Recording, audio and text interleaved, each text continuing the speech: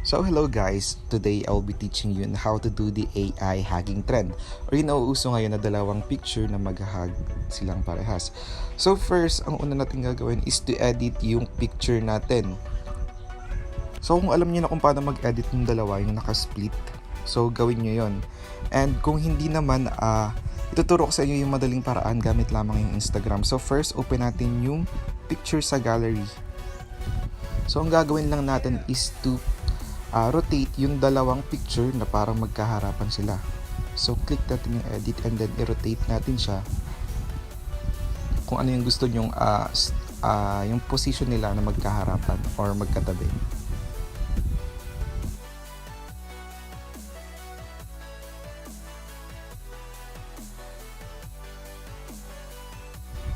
And same with the other picture, ganun lang din gagawin nyo, i-rotate nyo lang din siya.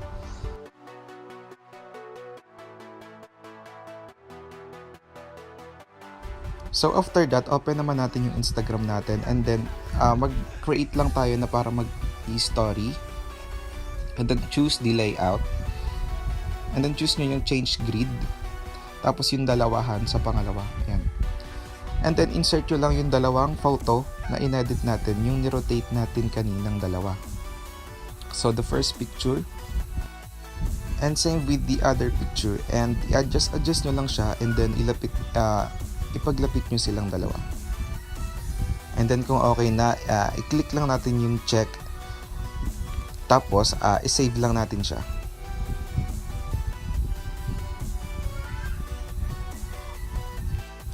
After saving, balik ulit tayo sa gallery and hanapin natin yung picture na inedit natin and then i-rotate naman natin siya na naka-landscape na.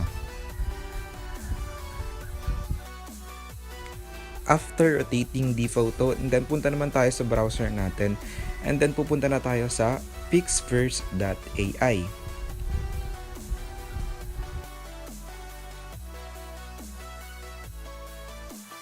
So after signing up, now nandito na tayo sa dashboard. Click na lang natin yung photo icon and then choose yung picture or insert natin yung picture na inedit natin. And then maglalagay lang tayo ng prompt or describe natin kung ano yung gagawin natin sa picture na yon. So ang lalagay natin is make them hug each other. Or kung gusto niyo naman hindi sila nag-hug, you can prompt other description or kung ano yung gusto niyo gawin ng picture bukod sa pag-hug. Pwede yan.